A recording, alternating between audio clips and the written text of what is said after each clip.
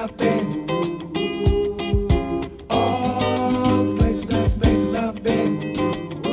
To dream the impossible dream, such is the case here on Places and Spaces about American photojournalist from Life magazine, W. Eugene Smith.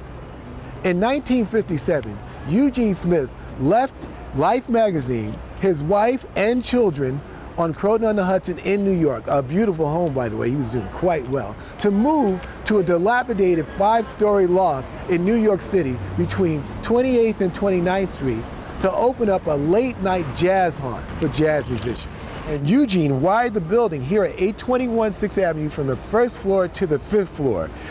It was like a recording studio. And from 1957 to 1965, he recorded 1,740 reels of music, mono and stereo.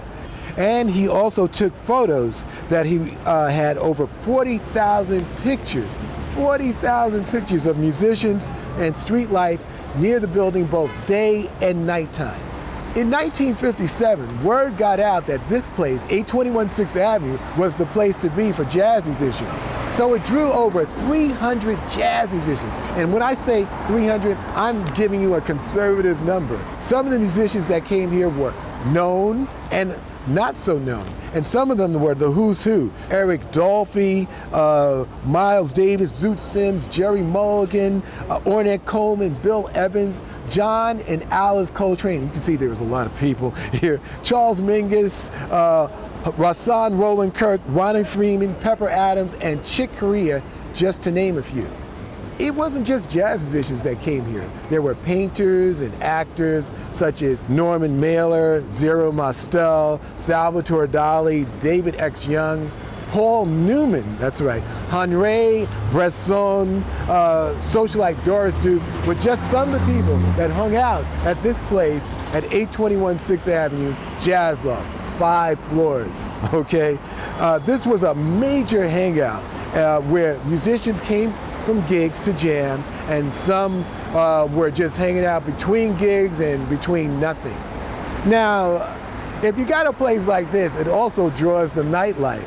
And so you had pimps, prostitutes, drug dealers, and thieves that were constantly stealing from this incredible place, this dilapidated 5-story loft. Eugene Smith documented this whole music scene from 1957 to 1965 with music sessions that he recorded, photos, and also TV and radio playing 24 hours, 7 days a week. He would just push the recording button and just let it go, all right? 821 6th Avenue it wasn't a club. It was a dank, grimy, not painted 5-story loft. You just didn't step in here.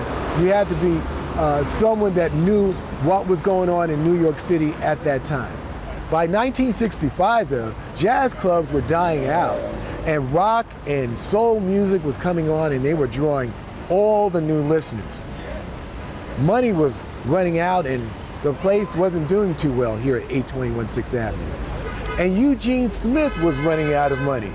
You see, not only that, he had the police hounding him for all kinds of people that were hanging out.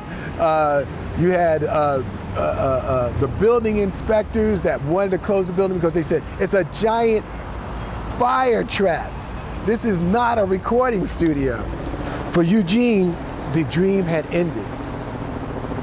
Here at 821 6th Avenue, the Don Quixote that was really real on Places and Spaces.